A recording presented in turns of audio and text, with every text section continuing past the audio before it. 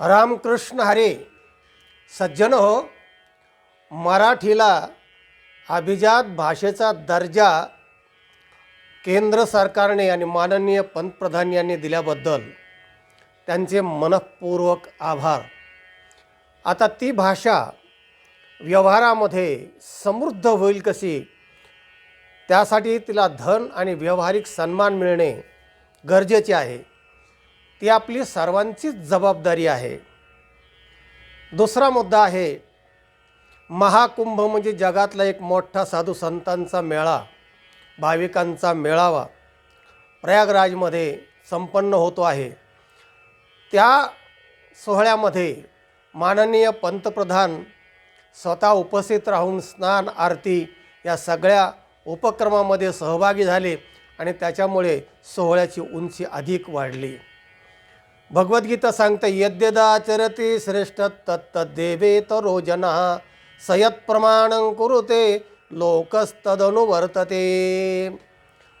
राजे, राज्यकर्ते असे जर मोठे साधू संत यांनी जर एखाद्या कामामध्ये सहभाग घेऊन आचरण करून दाखवलं तर सामान्य लोकही तसंच आचरण करून दाखवतात. म्हणून त्याबद्दलही माननीय पंतप्रधान मोदीजी यांचे आभार. 36 वर्षापूर्वी दोनदा आणि 36 वर्ष झाले तिसऱ्यांदा मी जेव्हा महाकुंभामध्ये सामील झालो होतो, पुण्याला विश्व हिंदू परिषदेचं महाराष्ट्र राज्याचं कार्यालय आहे. तेव्हा मोठं कार्य चाललं होतं. कारसेवक आणि धर्माचार्य सगळं भारतभर रामप्रभूचं जिकडे तिकडे नाम आणि राम जन्मभूमी मुक्तीचा मोठा कार्यक्रम चालू होता. त्या कार्यक्रमामध्ये जवळजवळ 30 वर्ष मी सहभाग घेतला आणि आत्ता जवळजवळ 36 वर्ष झाले तेव्हा महाकुंभ भरला होता. म्हणजे 89 साल असेल, ते 1989 साली. तर त्या 36 वर्षाच्या म्हणजे तिसऱ्यांदा मी ते गेलो होतो. तेव्हा विश्व हिंदू परिषदेने सर्व धर्मचार्यांचं 3 दिवसाचं मोठं संमेलन त्या कुंभमेळ्यामध्ये आयोजित केलं होतं. त्यामध्ये संपूर्ण कुंभमेळा होईपर्यंत जो आम्ही आनंद लुटला आणि ते महापर्वाचा, तर त्यावेळी याच्या म्हणजे 25% लोक होते आणि आता 36चा आकडा किंवा 30 कोटी लोक असा चॅनलला आकडे येतात. एवढे लोक तिथे आज जमत आहेत. म्हणजे केवढा हा महत्त्वाचा कुंभमेळा वाढत गेलेला आहे. आणि त्या वाढण्याचा प्रभाव वाढण्याचं चांगलीच गोष्ट आहे. पण त्या पर्वकाली गर्दीमुळे ज्या भाविकांना चंगराचंगरीमध्ये ज्यांचं निधन झालं त्यांच्या जीवात्म्याला शांती मिळो अशी मी श्रद्धांजली वाहतो. चौथा मुद्दा आहे अभिजात. हा जो शब्द आहे भाषेबद्दलचा, अभिजात भाषेचा दर्जा मराठी भाषेला मिळाला. त्याविषयी बरंचसं काही विवरण करण्याची माझी इच्छा आहे. त्यासाठी एक स्वतंत्र व्हिडिओ आपण करूया. पण आता ह्या सगळ्या ह्याच्यामध्ये ते बसत नाही आहे. तेव्हा अभिजात, अभिजाता असं का नाही स्त्रीलिंग? तर त्यासाठी मी जरा शोध घेतला. म्हणजे कोश म्हणा किंवा विकिपीडिया म्हणा, या सगळ्याचा शोध घेतला. पाहिलं की बा हा असा शब्द कसं काय झाला. अभि म्हणजे काय? अभि हा संस्कृत शब्द आहे. तो आहे 22 उपसर्ग जे आहेत संस्कृतमध्ये, त्यातल्यामधला अभि हा एक उपसर्ग आहे. आणि तो उपसर्ग त्याचा अर्थ असा आहे कडे उलट पर्यंत. अभिगच्छती म्हणजे जवळ जातो, अभिसरती बाजूला सरकतो. वेगवेगळे 14-15 अर्थ त्याचे आहेत. तेव्हा अभि आणि जात, जन जायते, जात जायते ती जात म्हणजे जन्माला येणं, ते त्याला जात म्हणतात. आणि त्याला लावला की अभिजाता असा शब्द हवा होता. भाषा ही अभिजाता. तर अभिजाता न होता अभिजात. अभिजात काय आहे प्रकार हा? तर शोध घेतला तर एकच शब्द फक्त अभिजातता असा मिळाला. म्हणजे अभिजात अधिकता असा लावला आहे. आणि त्याचा अर्थ मात्र असा केला आहे की सर्वोत्तम राज्य करणारे किंवा कुलीन लोक म्हणजे अभिजातता. तेव्हा अभिजात कला, अभिजात हा शब्द अतिशय महत्त्वाचा आहे. तर त्याच्या व्याकरणावर एकदा स्वतंत्र थोड्या दिवसात मी व्हिडिओ करतो आहे. कारण जर दर्जा असा उंचवला आपल्या भाषेचा तर त्यातल्या मुळातल्या शब्दातच त्याचा संपूर्ण अर्थ यायला हवा. तर त्या दृष्टीने त्याच्यावर सांगोपांग विचार एकदा करायला हवा.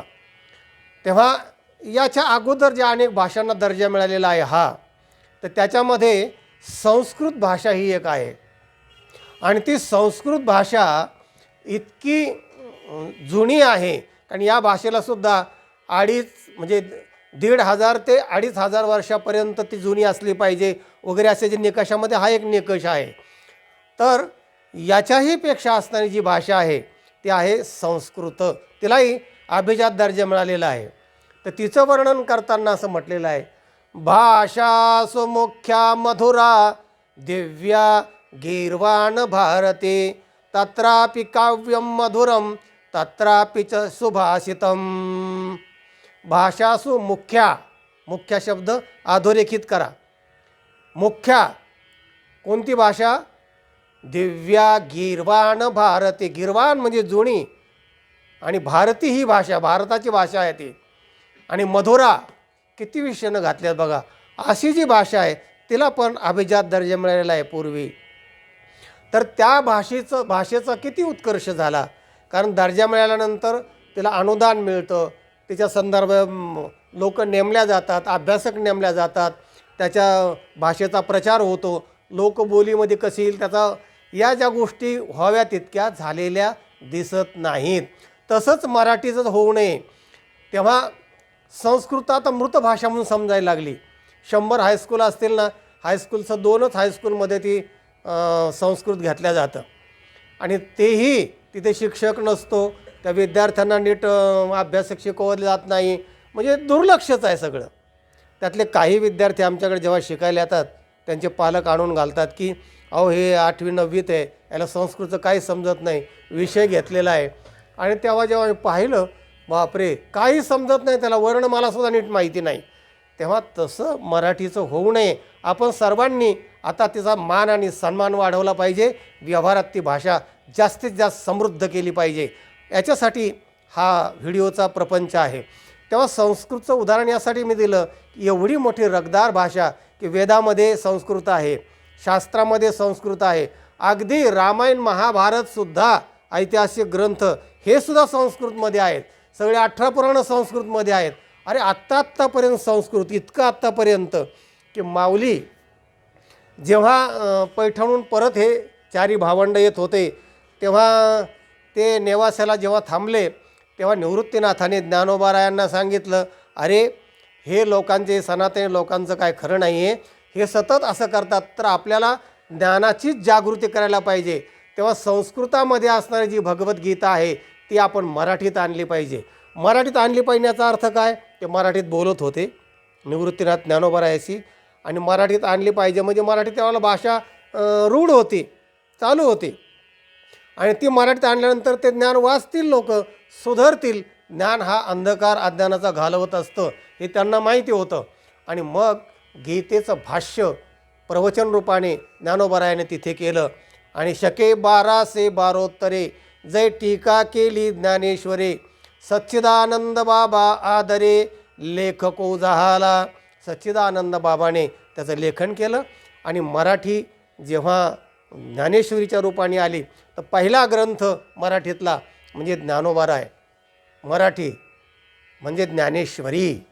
तिचं पहिलं नाव होतं भावार्थ दीपिका, पण ज्ञानेश्वर महाराजांचीच ही सगळी भाष्य करून लेखक हे सगळ्यांनी केल्यामुळे ज्ञानेश्वर महाराजांच्या नावाने ते पुढे रूढ झाले ज्ञानेश्वरी.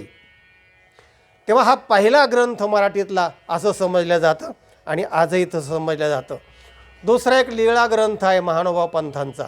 त्यांचं म्हणणं असं आहे की आमचाच ग्रंथ पहिला आहे मराठीमध्ये. नंतर मुकुंदरायाचा विवेक तो एक ग्रंथ आहे की त्यांचं म्हणणं असं आहे की नाही तो ग्रंथ पहिला आहे. असे 2-3 प्रवाद या भाषेमधले मराठीचे पहिले असे आहेत. पण मराठी भाषेतला जो ग्रंथ आहे ते माऊलींनी केलेले याच्यावर आमची श्रद्धा आहे आणि तो प्रमाणित मानून त्याचा विकास आता खेडोपाडी वाडे वस्त्यांनी सगळीकडे मराठीत असणारी ज्ञानेश्वरी वाचल्या जाते, आत्मसात केल्या जाते. किती गौरव मराठीचा माऊलींनी केला आहे ऐका. माझा मराठीचा बोलो कौतुके, परी अमृताते ही पैजा जिंके, ऐसी अक्षरे रसिके मेळविन. ज्ञानेश्वरी. माझा मराठीचा बोलू कौतुके. इथे मराठीचा बोलू आहे आणि कौतुक आहे म्हणजे कुतूहलम, की ज्याच्याबद्दल कुतूहल आहे आणि अतिशय गोड आहे. दुसरी पण अशीच एक ओवी आहे.